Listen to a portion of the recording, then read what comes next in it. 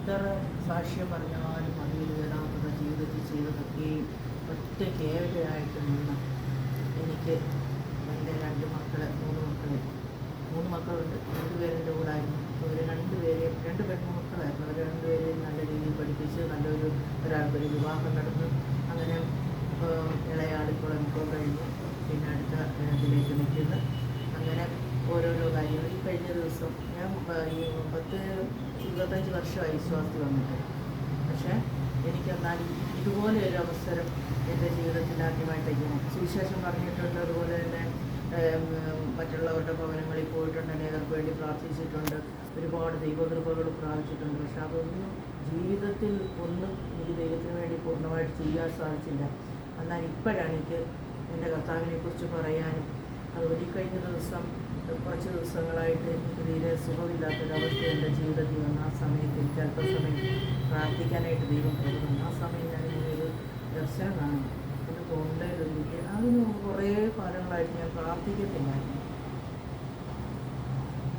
അന്നേരം എനിക്ക് ഞാനിങ്ങനെ പ്രാർത്ഥിക്കാതെ തീർന്നു. പക്ഷേ എനിക്ക് പ്രാർത്ഥിക്കാൻ തന്നെ കഴിയാഞ്ഞിട്ടായിരുന്നു. എനിക്ക് തന്നെ പറ്റത്തില്ല. എനിക്ക് പ്രാർത്ഥിക്കാൻ ആഗ്രഹമുണ്ട്. പക്ഷേ എൻ്റെ വാല് തുറക്കാനായിട്ട് സമ്മതിക്കില്ല. വേറെ എന്തെല്ലാം കാര്യങ്ങൾ സംസാരിച്ചാലും പ്രാർത്ഥിക്കാനോ അല്ലെങ്കിൽ വചനം വായിക്കാനോ തോന്നത്തില്ല.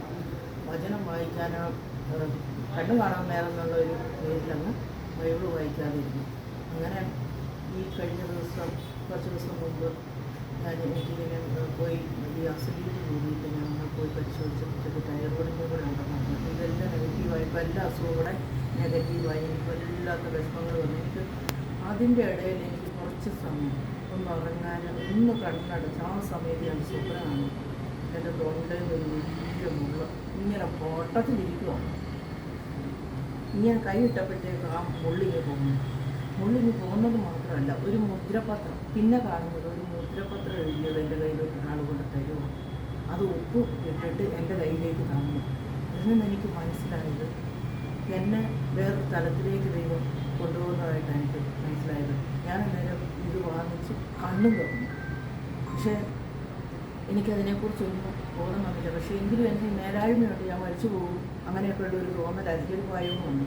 അപ്പോൾ ഞാൻ അവിടെ വിനീപകരനെ വിളിച്ച് ഞങ്ങളുടെ സമ്മേളന പാസം ഞാൻ വിനീ പാസിനെ വിളിച്ചപ്പോഴത്തേക്കും വിനീപാസ് പറഞ്ഞു ആൻറ്റി ഫോണിൽ കൂടെ തന്നെ അദ്ദേഹം പ്രാർത്ഥിച്ച്. എന്നാലേ കുറച്ച് കഴിഞ്ഞപ്പോഴത്തേക്കും ഭാര്യയും കുഞ്ഞുങ്ങളുമായിട്ട് ആ സമയത്ത് ഒരു ബൈക്കിൽ അവിടെ വന്ന് പ്രാർത്ഥിച്ച്. അപ്പം ഞാൻ അറിയുന്നവരെ ഞാൻ കുറച്ച് നേരത്തെ കിടന്നുറങ്ങിയപ്പോഴത്തേക്ക് ഞാൻ കണ്ടിട്ട് മുള്ള് തൊണ്ടയിൽ നിന്ന് എടുക്കുന്നത് ഞാൻ കണ്ട്. അത് കഴിഞ്ഞപ്പോഴത്തേക്ക് ഇങ്ങനെ ഒരു മുദ്രപത്രം അതിങ്ങനെ എഴുതി ഒപ്പിട്ട് വരുന്നുണ്ട്. ഈ ദേവദാസം വന്ന് പ്രാർത്ഥിച്ചപ്പോൾ ഈ പ്ലെയിനെ കയറുമ്പോൾ ആദ്യം പ്ലെയിൻ പോകുന്ന പോലെ എൻ്റെ തലയിൽ കൈവച്ചപ്പോഴത്തേക്ക് ഇങ്ങനെ ഒരു വല്ലാത്തൊരു അനുഭവം, ഒരു ശക്തി. ഈ ആൻറ്റി സുഖമായിട്ട് ഇറങ്ങട്ടെ, ആൻറ്റിയുടെ ശരീരത്തിലുള്ള എല്ലാ രോഗങ്ങളെയും അഴിച്ച് പ്രാർത്ഥിച്ച് പുള്ളി കടന്നു പോയി കഴിഞ്ഞാൽ എൻ്റെ ആൻറ്റി എനിക്ക് അറിയത്തില്ല. വാ തുറക്കുകയെല്ലാം തന്നെ പ്രാർത്ഥനയോട് പ്രാർത്ഥന. എൻ്റെ ജീവിതത്തിൽ വലിയൊരു അത്ഭുതമാണ്. എന്നാന്ന് വെച്ചാൽ നമ്മൾക്കിനി ഒരു ആത്മീയത്തിലേക്ക് മടങ്ങി വരാൻ പോലും പറ്റത്തില്ലെന്നുള്ളൊരു അവസ്ഥയിലുണ്ട്. അതെനിക്ക് ഏറ്റവും ചാകുന്നതിന് തുല്യമാണ്. ആത്മീയജീവിതം ഇല്ലെങ്കിൽ പിന്നെ അതിൻ്റെ ആ അനുഭവം അതാണ്. നമ്മൾ പിന്നെ ചപ്പും ചവറും പോലെ ജീവിച്ച് എന്തെങ്കിലും കിടക്ക് തുറന്നു പോലും ഇതെല്ലാം ഈ സർവ്വലോകവും നേടിയ ഒരു മനുഷ്യൻ സർവ്വലോകവും നേടിയാൽ അവൻ്റെ ആത്മാവ് നഷ്ടമായി പോയാൽ എന്ത് പ്രയോജനമെന്നാണ് ദൈവവചനം പറയുന്നത്. പക്ഷേ ആ വചനമല്ല അപ്പോൾ തോന്നിയത്, ഇങ്ങനെയാണ് എനിക്ക് തോന്നിയത്. ഇതില്ലെങ്കിൽ പിന്നെ അപ്പോൾ അത് തന്നെ ആ വചനത്തിൻ്റെ അർത്ഥമാണ് നമ്മുടെ മനസ്സിലേക്ക് കടന്നു വന്നത്. അന്നേരം ഞാനിങ്ങനെ എഴുന്നേറ്റിരുന്നു. 4 മണിക്കാണ് പ്രാർത്ഥന. ഞങ്ങളുടെ സഭയിൽ 4 മണിക്കായിരുന്നു പ്രാർത്ഥന. 4 മണിക്ക് എല്ലാവരും കടന്നു ചെല്ലും. എന്നാൽ എനിക്ക് കൊച്ചിനായിട്ട് ആ സമയത്തൊന്നും കടന്നു പോകാൻ പറ്റത്തില്ലല്ലോ. അപ്പോൾ എല്ലാവരും പോകുന്നുണ്ട്. വെളുപ്പിന് 4 മണിക്ക് പ്രാർത്ഥന തുടങ്ങി. അപ്പോൾ ആൻറ്റി ആ പ്രാർത്ഥനയുടെ ശക്തിയാണ് എന്നെ എഴുന്നേൽപ്പിച്ച് 4 മണിക്ക് പ്രാർത്ഥിക്കും. 4 മണിക്ക് 2.5 മണിക്കൂർ പ്രാർത്ഥിച്ചു. ദേവദാസനെ എങ്ങോട്ട് പോകുകയെന്ന് പറഞ്ഞപ്പോൾ ഞങ്ങൾ ദേവദാസന് വേണ്ടി പ്രാർത്ഥിക്കണമെന്ന് പറഞ്ഞു. എന്നാൽ ഞാൻ എൻ്റെ ക്ഷീണവും എൻ്റെ സുഖമൊക്കെ ഉണ്ടെങ്കിൽ അങ്ങ് കിടന്നങ്ങ് ഉറങ്ങും. പക്ഷേ ഈ സമയത്ത് എനിക്ക് എല്ലാവർക്കും വേണ്ടി പ്രാർത്ഥിക്കാൻ പറ്റി എന്നുള്ളത് ഒരു വലിയ ഒരു അനുഗ്രഹമാണ്. ദൈവം നമ്മുടെ ജീവിതത്തിൽ ഇതുപോലുള്ള ഒരു അവസ്ഥകളിൽ എല്ലാം ആരൊക്കെ ആണെങ്കിലും വരുമ്പോൾ ഒരു സമയമാണ്. എന്നാൽ ദൈവശക്തിക്ക് കടന്നു വരാനായിട്ടൊരു സമയമാണ്.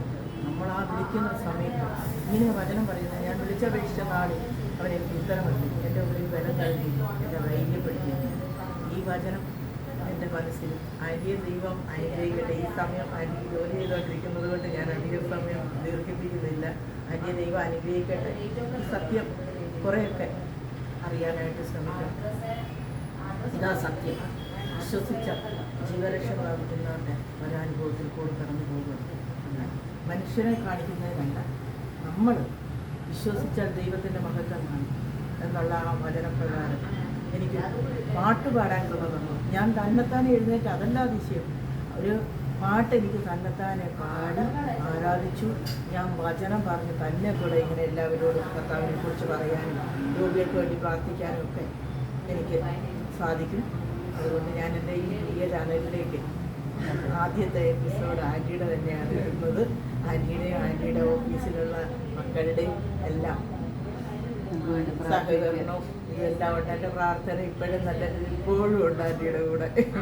ആൻറ്റിയുടെയും മക്കളുടെയും ബിബിൻ്റെയും എല്ലാവരുടെയും കൂടെ ഉണ്ട്. എല്ലാം നല്ലതായി ചെയ്തിട്ട് എല്ലാവരുടെയും